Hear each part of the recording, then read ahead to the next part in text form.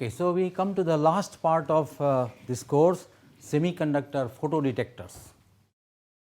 Today we will discuss the general characteristics of photodetectors. So, photodetectors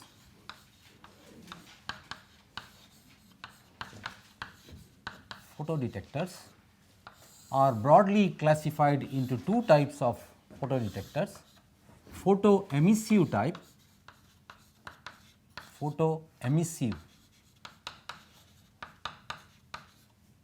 and photoconductive.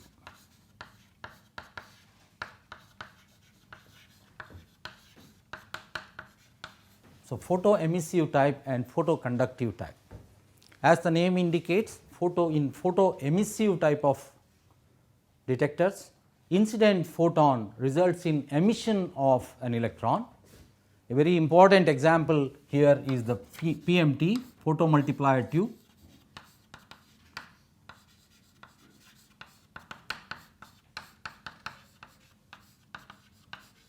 Widely known as PMT. It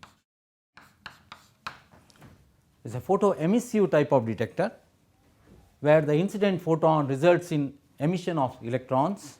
Incident photons result in emission of electrons which are subsequently multiplied by avalanche process to get significant amount of current. A very important type of detector which has very good sensitivity. It can go down to 10 to the power of minus 19 watts, 10 to the power of minus 19 watts, very small indeed. So, extremely sensitive detector, but we are more interested in semiconductor detectors. We will see, depending on time we will cover this. Photoconductive, as the name indicates, so this is photoemissive, photoconductive. The incident photon changes the conductivity of the detector. So, photoconductive refers to detectors where based on change in conductivity. So, change in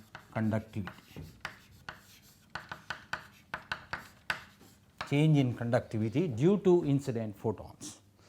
There are three important types of detectors here: the photoconductor,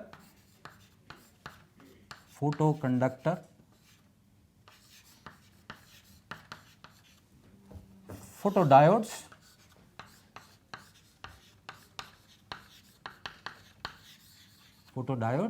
phototransistors. As you can see, that this is not a junction device, this is a simple piece of semiconductor, probably one of the few applications where you use the semiconductor as it is. Otherwise, most of the devices are junction devices, PN junction device. Photoconductor, photodiode, phototransistor.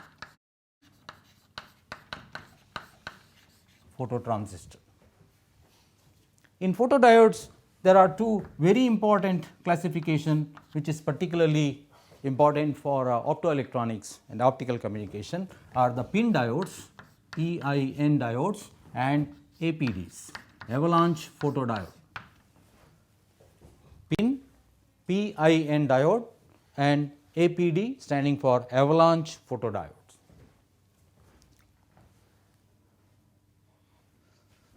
So, we will focus in the next few lectures on this phototransistor. There are other detectors. We also have affiliated other detectors like CCDs, very important today, CCD primarily for imaging, and then solar cells are basically photodiodes, solar cells. There are also another class of detectors which are called thermopiles.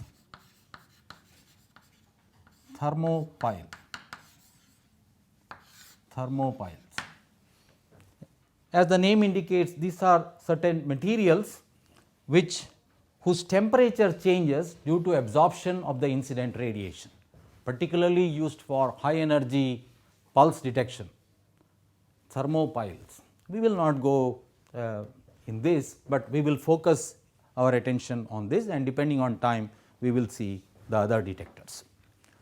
So, we begin with general characteristics of photodetectors. What are the general characteristics which are common to photodetectors? So, general characteristics.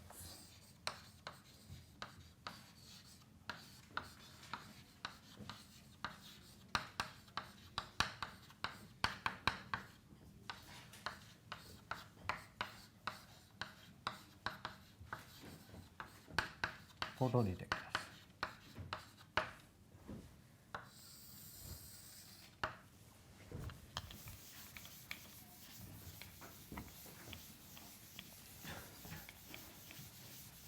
Some of the detectors have gain. We will see these as we go further. The most important detectors used in communication are pin diodes and APDs.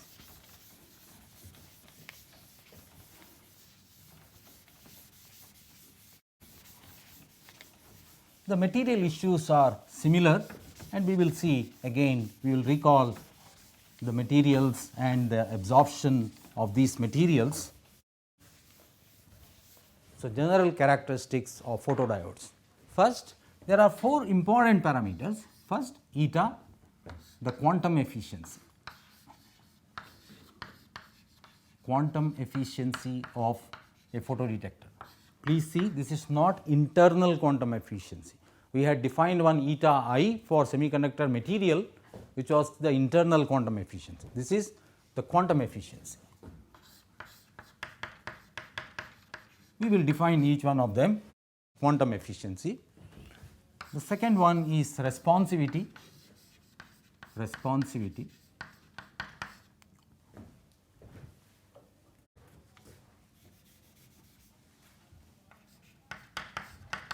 Responsivity. And third is TR. I have written rise time here. TR standing for rise time. But this is also a measure of the impulse response. Impulse response. The rise time will determine what is the rise time or impulse response will determine what is the bandwidth of the detector, how fast the detector can respond, and finally, it is the dark current or noise power. So, P noise. So, let me write P noise. Noise power oblique dark current.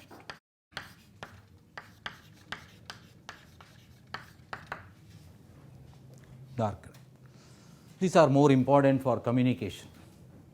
In general, for detection of light, these two are more important, but in the case of communication, high speed communications, the rise time and the noise power are very important. So, we start with the quantum efficiency of a detector. What is the quantum efficiency?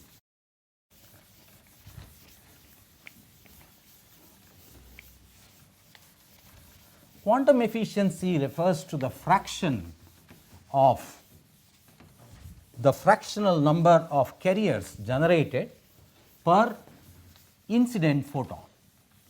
Fractional number of carriers generated. So, eta is equal to, if you consider a photodetector here and there is a photon flux which is incident here, photon flux phi, phi is the photon flux, photon flux. Photon flux means if P optical is the power, P optical divided by h nu, energy of one photon. This is the photon flux. Photon flux is the number of photons incident per unit time, photon flux. So, if phi is the photon flux, then P divided by h nu gives you phi. Eta is the ratio of the carrier flux generated which contribute to the photocurrent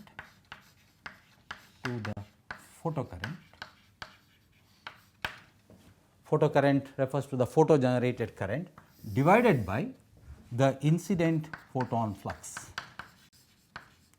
incident photon flux. Everything will become clear. Incident photon flux. Carrier flux generated, that is number of carriers, electron hole pairs.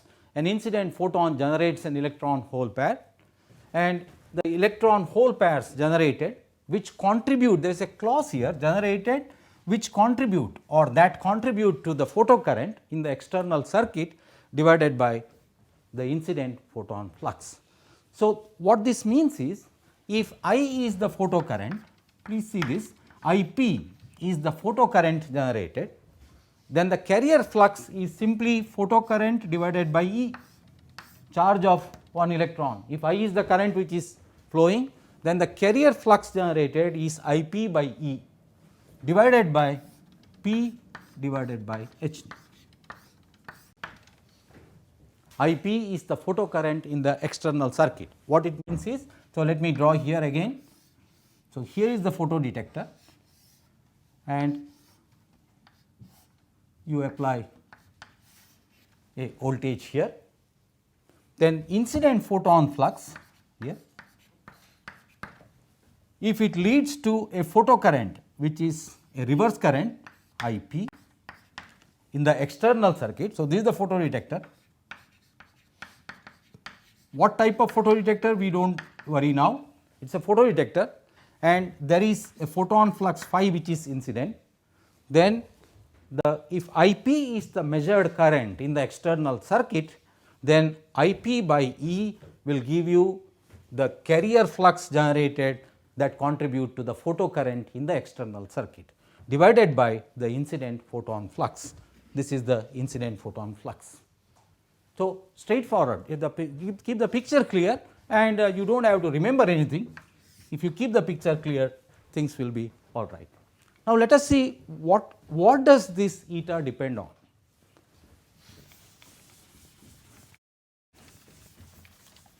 I will explain what it means, this second part here, which contribute to the photocurrent, because obviously that means all the electron hole pairs generated need not contribute to the current in the external circuit. So, we will come to that in a minute. So, this is the definition of eta, quantum efficiency. Obviously, eta is less than 1. So, 0 less than or equal to eta less than or equal to 1 at best, or in general I do not even use this 0 less than or eta less than equal, because it is a fraction. Every incident photon, this is number of photons, photon flux is number of photons incident per unit time, and this is number of carriers generated. Every incident photon will generate one electron hole pair, that is all. At best, all incident photons may not generate electron hole pairs, but at best one incident photon, we are not in the regime of nonlinear optics, we are in the regime of linear optics, where you have the material of band gap. So, EV EC, there is a photon which is incident here h nu, then an electron sitting here would go here to create an electron hole pair E H pair. You can show that the motion of an electron, and hole simultaneously inside the semiconductor is equivalent to one charge E which is moving in the external circuit. This we can show. The motion of electron inside, that is electron hole pair, one electron hole pair moving inside the semiconductor is equal to one charge E moving in the external circuit. This can be shown from Ramos theorem. We will see, depending on time we will get into that, but right now I hope this part is clear. And what is the expression for this eta? We find out the expression for eta. This is in terms of the incident optical power and the photocurrent generated, incident optical power and photocurrent generated. But what does eta depend on? And we need to maximize this eta, quantum efficiency. Why we need to maximize this quantum efficiency? So, before I proceed to eta, let me look at the expression for eta again. The second parameter which I had written was responsivity. Responsivity. We talked of responsivity in the case of an LED, if you remember, that if you pass a certain current I, what is the optical power generated. So, responsivity in the case of an LED was R equal to optical power generated. So, responsivity was optical P opt divided by current I. When you pass a current I, what is the optical power generated? So, it was unit was watt per ampere. In the case of a photodetector, so this is for source LED, for a source. In the case of a photodetector, the response is the photocurrent, incident is the power, response is the photocurrent. In the case of a source, you pass a current and see how much power is generated. In this case, incident optical power generates how much current. Therefore, responsivity of a detector is defined as IP divided by P, P optical. Always I am talking about optical power. So, this is in amperes per watt. You will see if you take a data sheet of any photodetector, there will be this parameter will be there, responsivity R equal to 0.5 amperes per watt, typical number. For a silicon photodetector, responsivity is 0.5 amperes per watt. This is very important for the design engineer, because if he is dealing with few milliwatts of power, this will tell him how much current will be generated. In a particular application, he may be using 10 microwatts. In another application, one may be using milliwatts, and in another application, one may be using hundreds of milliwatts of optical power. And the responsivity will tell him how much is the current generated. That is very important to design the electronic circuit. What is the current generated? So, responsivity is this. So, if you see, therefore, IP divided by P, it is here IP by P. So, responsivity, so I now have the expression for responsivity equal to IP by P is equal to IP by P. So, I take this here n eta into h nu. Oh, this was already in the denominator. So, it is h nu comes to the numerator. So, eta into E divided by h nu. Responsivity equal to IP by P, IP by P, this E was in the denominator, h nu was, so there it is, eta into this, and this is equal to eta, this is our familiar, what is that? So, this is nu is C by lambda, lambda goes to the numerator, and therefore, this is eta into lambda divided by 1.24, lambda in micrometer. So, responsivity is equal to, if you substitute lambda in micrometer, responsivity is so many amperes per watt, amperes per watt. What we see is the responsivity is proportional to eta. So, responsivity, this clearly tells us that responsivity is proportional to eta. If you want to maximize the responsivity, which means for an incident optical power, if you want to get maximum photocurrent generated, you have to maximize eta, because about this you can't do anything. This is a constant, lambda is the wavelength that we are using. So, eta is the only one which you can maximize if you want to maximize responsivity. So, what does eta depend on? We have given a definition, but what does physically eta depend on? So, let us discuss about this. So, I have simultaneously taken both the parameters at hand.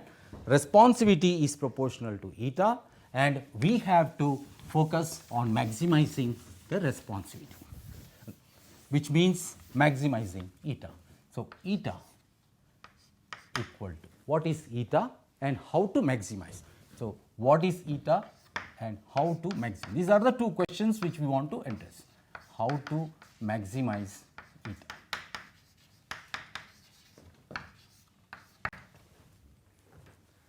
Okay.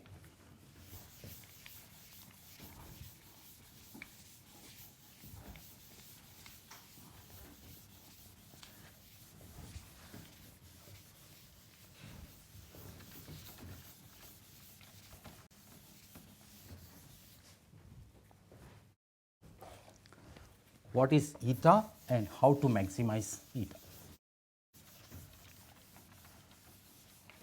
Consider a photodetector surface. Here is a photodetector. Okay. This is of thickness d. So, this is a photodetector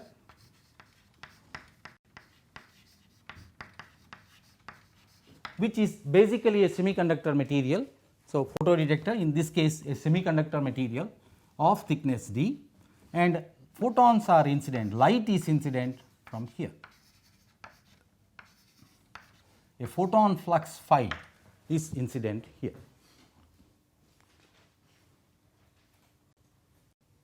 Photon flux phi is incident. Now, out of the incident photon flux, if you see this as the depth direction, so this is the surface and this is the depth. So, let me call this as x, x is the depth, okay, depth direction. Then incident photon. So, here this is phi is the photon flux incident. If I consider phi as the photon flux here, so this is photon flux phi, then out of these refractive index here is 1, refractive index here may be 3.5, a semiconductor, then a fraction of light, photon flux is nothing but light that is incident, is reflected back because of the index difference. So, if R is the reflectivity, oh this R I have to use some other R, what R will I use? Small r is for amplitude reflectivity, by convention capital R is okay, let me write Roman capital R.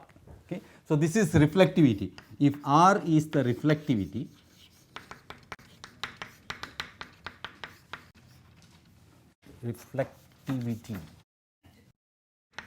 R is the reflectivity.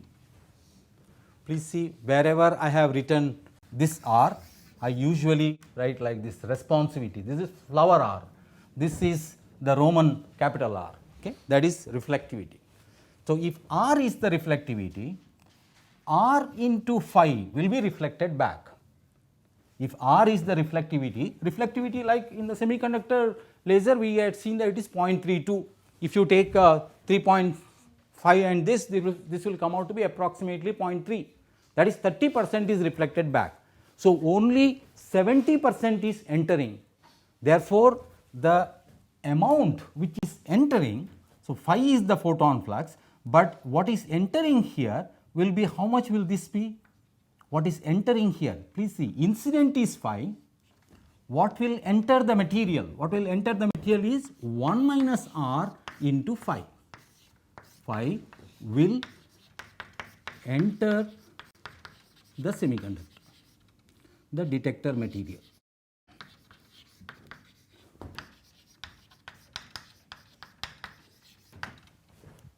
Things will become clear, just see this. So, this is 1 minus R, R times has gone. So, this is 1 minus R into phi is the value here. Out of this, as it enters, the photon flux will decrease exponentially inside the material. Why?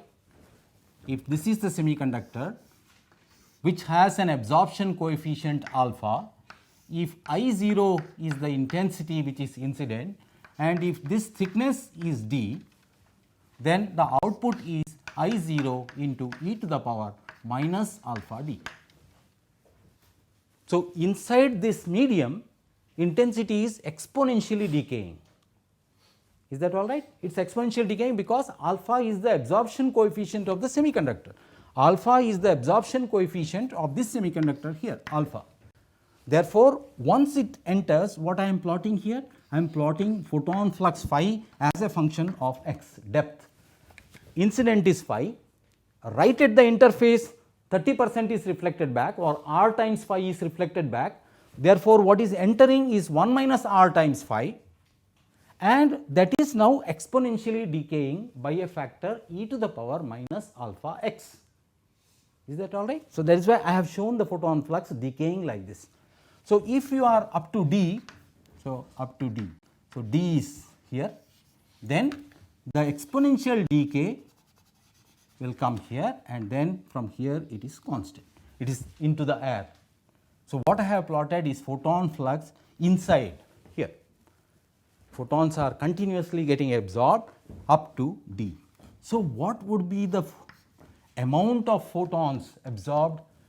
1 minus r into phi was entering, please see, 1 minus r into phi was entering, and then at d this is e to the power minus alpha z, please see, this is coming out. So, what is absorbed?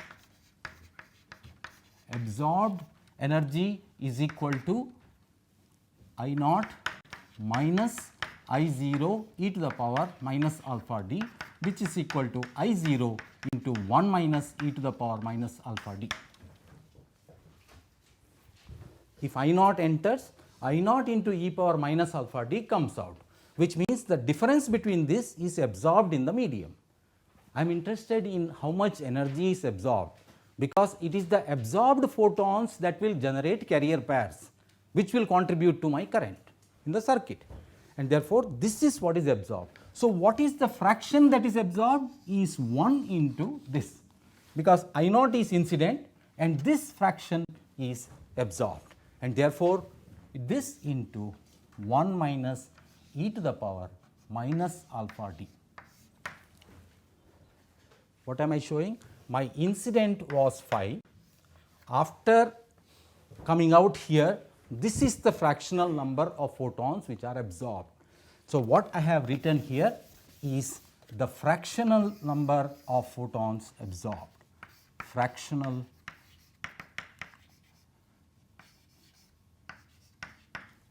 number of photons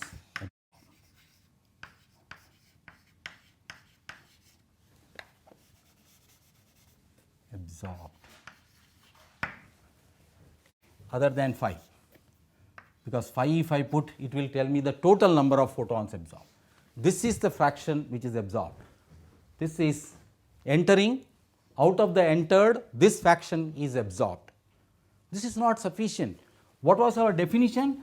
Out of this, how many of them will result in the generation of carriers and how many of them will contribute to the current in the external circuit. If zeta is that fraction, if zeta is the fractional number of photons that are absorbed and that generate. So, zeta fractional number, zeta comprises of two components. Please see this. One, out of all the photons which are absorbed, all may not lead to generation of electron hole pairs. Why? What would happen to the rest? Some of them may just generate phonons.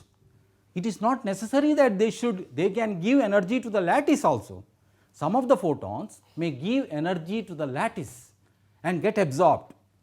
Some of the photons may get absorbed in traps. There may be trap states. So, a photon may get absorbed in lifting this. This is not a free carrier. So, some of the energy may, out of the all photons which are incident, if n number of photons are incident absorbed, n are absorbed.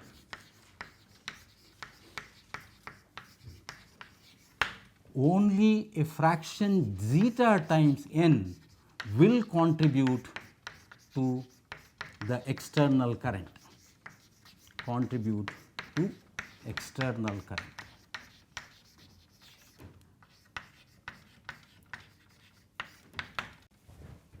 So, zeta comprises of two parts.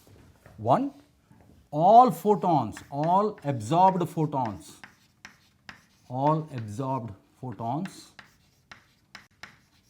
may not generate EH pairs.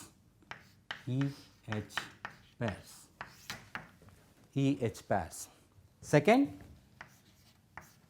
the generated EH pairs may immediately recombine some of the generated EH pairs may immediately recombine due to defects or surface states. So, some of the generated EH pairs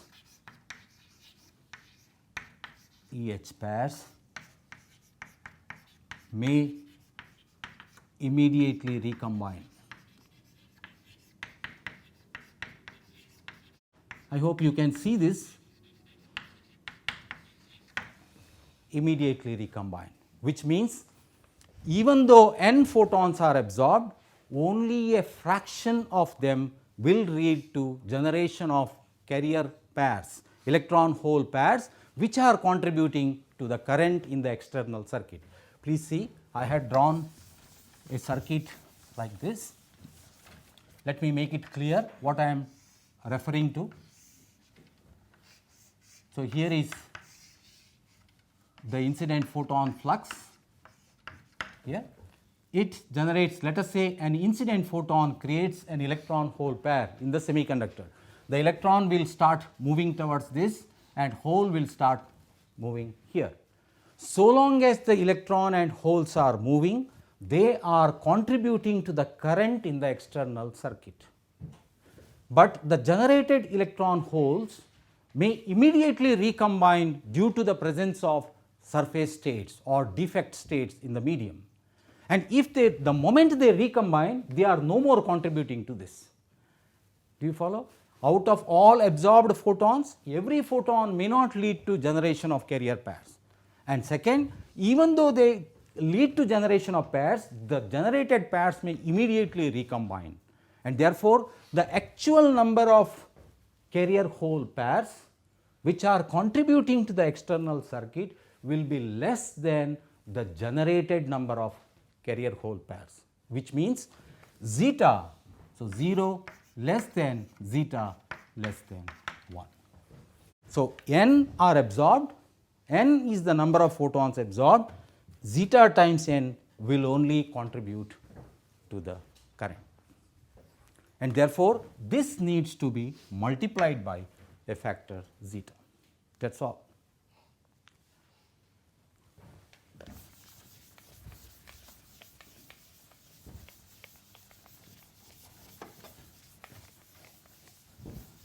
So, what is this? This is, I had written the definition of eta as the number of, so eta is equal to 1 minus r, the internal quantum efficiency equal to 1 minus r into 1 minus e to the power minus alpha d into zeta, because this is phi divided by incident photon flux phi. So, phi cancels. Incident photon flux is phi. Phi into this 1 minus r enters the semiconductor. Phi into 1 minus r into 1 minus e power minus alpha d is absorbed in the medium. This into this into this into this will be the fractional number of carriers which are contributing to the current. And therefore, the definition of eta is this I by E divided by the photon flux. So, phi cancels. So, eta is simply equal to 1 minus r into 1 minus e to the power minus alpha d into zeta.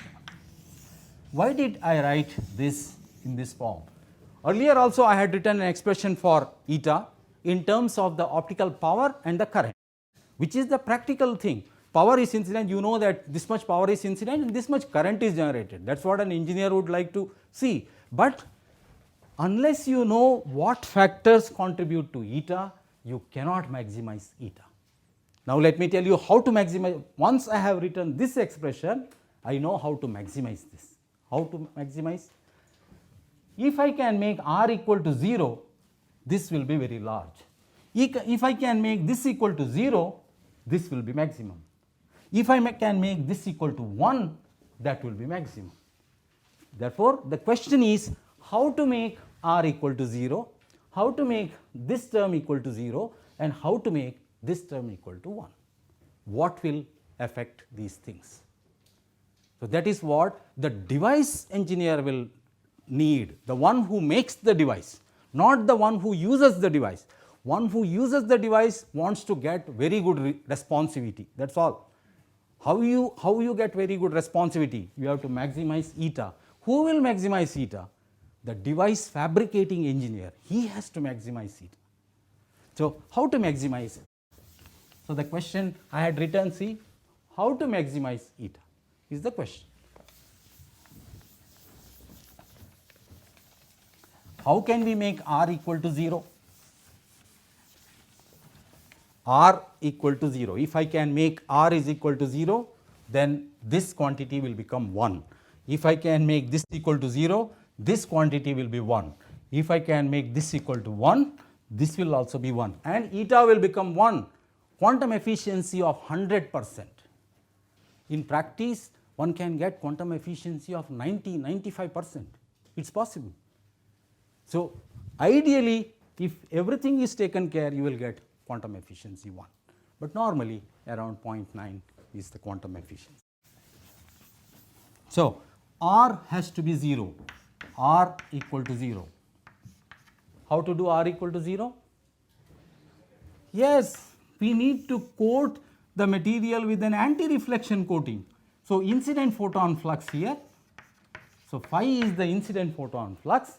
If you coat an anti-reflection coating, AR coating, I think we have discussed enough about this, importance of AR coating, anti-reflection coating, then there will be no reflection.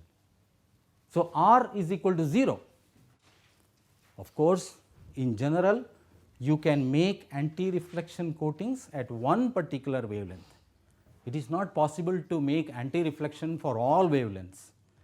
So, if you are using a general photodetector with a power meter, for example, for a general purpose measurement, then you may probably measure the visible region, the IR region, and then it is a range of wavelengths, and in such cases it is not possible to make an AR coating.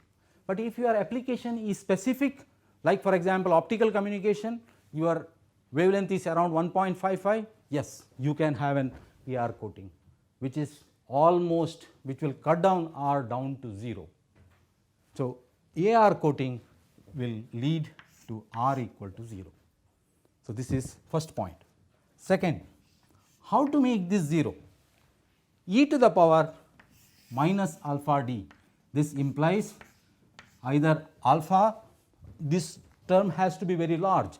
So, implies alpha d has to be large, which means either alpha has to be large or d has to be large, or both have to be large. You remember we had, okay, let us recall the absorption curve that we had drawn. So, here is h nu in EV, and here is alpha centimeter inverse.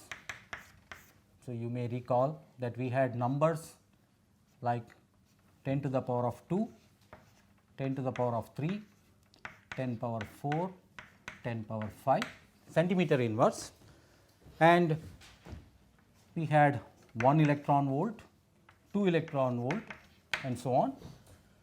So, if I take two important materials of semiconductor, namely silicon, which has a band gap of 1.1 eV, and germanium, which has a band gap of about 0.66 eV, then absorption will start right at Eg, as you know.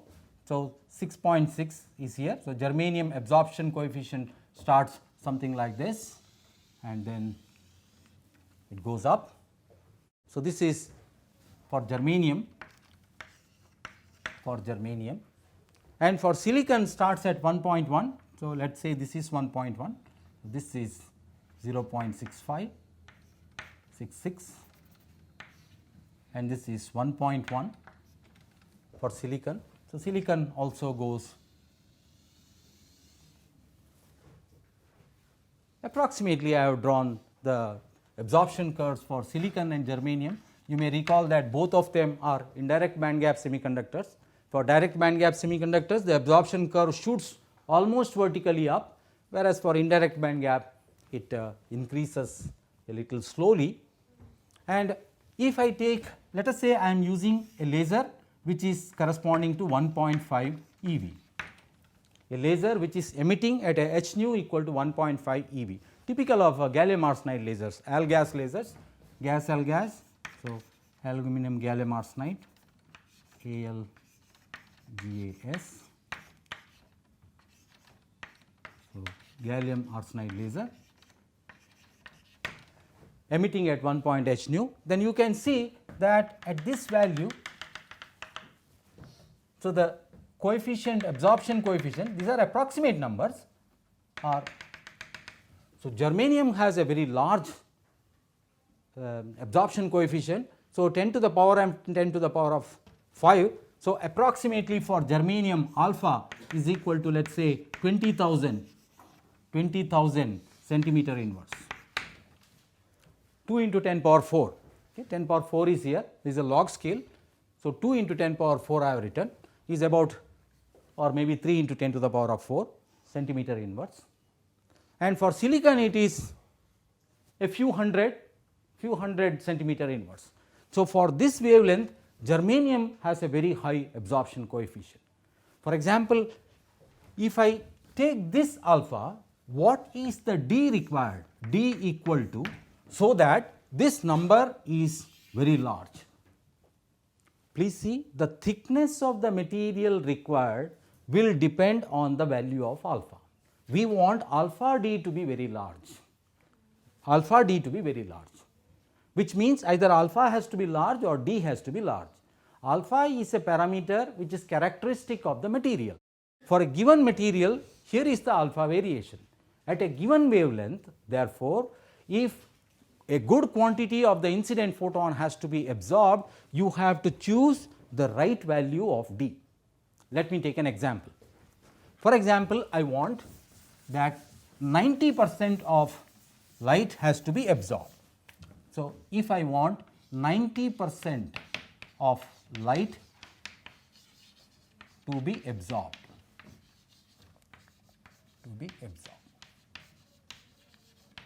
this implies 1 minus e to the power minus alpha d must be equal to 0.9. 90% has to be absorbed. So, this is the fractional number. So, this must be equal to 0.9, or e to the power minus alpha d must be equal to, this will go here. So, it is 0.1, minus 0.1, minus 0.1. This will go here and this is 0.1, okay. And therefore, alpha d, if you take log, so this will give you alpha d minus alpha d is equal to ln 0.1, 0.1 or 1 by 10 or alpha d. Therefore, you can find out d is equal to ln 0.1, or I can write this as 1 by 10. So, it will become minus 1, and therefore, I have d is equal to 1 over alpha into ln 10. Is this correct? D is equal to 1 over alpha into ln 10. So, this is equal to this is 20,000 centimeter inverse. So, if I want to write this in micrometer inverse, per micrometer it will be simply 2 micrometer inverse or 20,000, whatever. So, 20,000 here, 20,000, my unit will be centimeter. ln 10 is how much? 2.303 into log of 10, which is 1. So, this is simply equal to 2.303 centimeter, which is equal to, if I take this onto the numerator, it is 10 to the power. So, this will come out to be 2.303 divided by 2 micrometer, about 1 micrometer. See, such a nice thing that this tells you that if you take germanium which is only 1 micron thick, that will absorb 90% of the light. please see the logic that how to detect this factor is so important, because if you want to minimize this down to 0, you need to maximize it. Even with 1 micron we get 90% absorbed. If I make this as 10 micron, then this will almost go down to 0. So, if you take appropriate thickness but if you had taken silicon as the detector at this wavelength, you would have required a thicker material at this wavelength, but somewhere later you will see that silicon will be highly absorbing at a later value of h nu. So, it depends, depending on the material you have to choose. The point is, choose the right material and right thickness so that this goes down to 0. Our objective is to maximize eta. All right. We come to the last point, that is how to maximize zeta. How to maximize zeta.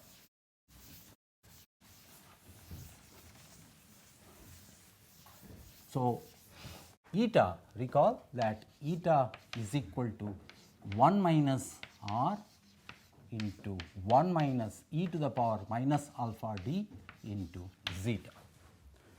Zeta is the fractional number of absorbed photons that will generate electron hole pairs which contribute to the current in the external circuit, which means first it has to generate electron hole pairs, and second it has to contribute, which means the electron hole pairs have to remain alive as they we do not want them to combine immediately.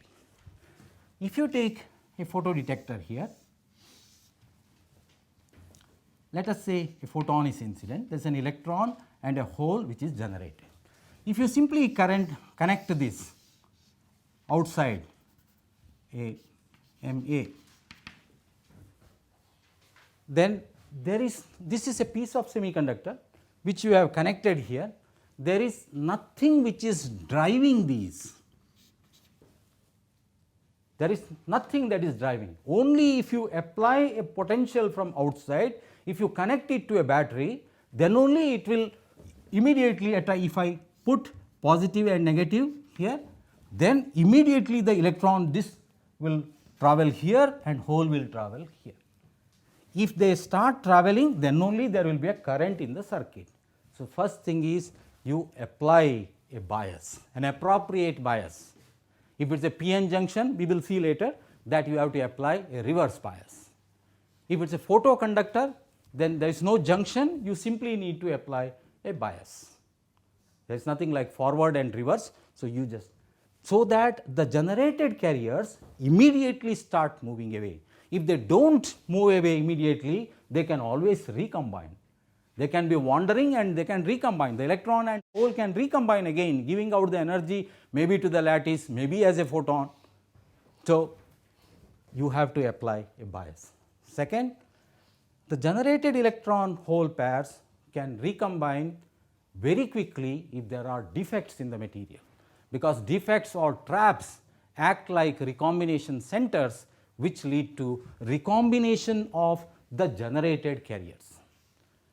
And therefore, the material fabrication zeta can be maximized by very careful fabrication,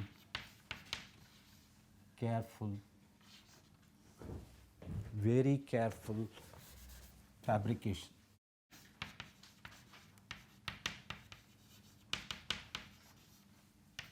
of the detector material.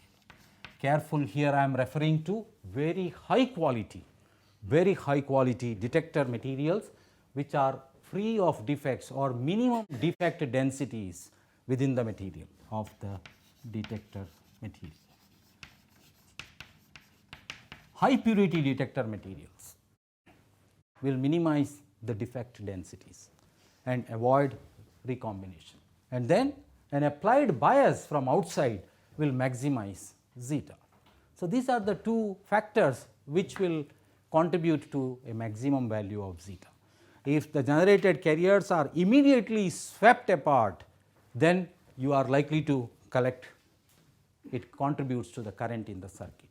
So, in these, considering each one of them, please see how I have built the expression for eta just from definitions.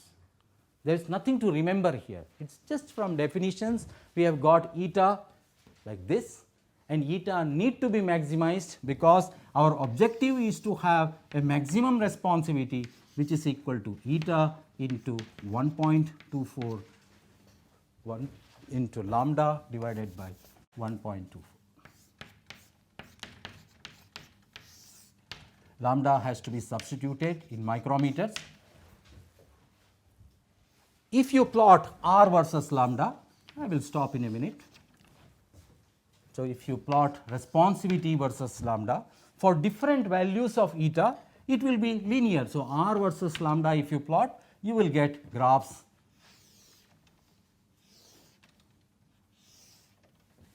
Say for example, eta equal to 0.9, eta equal to 0.6, eta equal to 0.3, fixed eta. But we will see in the next class that eta is not a constant. Eta is, so this is assuming that eta is a constant, the responsivity is directly proportional to lambda. If eta is a constant, R is directly proportional to lambda, and you will get straight responsivities of, for example, you can put some numbers and find out what is the responsivity. But eta is not going to be constant. We will discuss this in the next class, and in the next class I will also discuss about PN diodes, PIN diodes and APDs.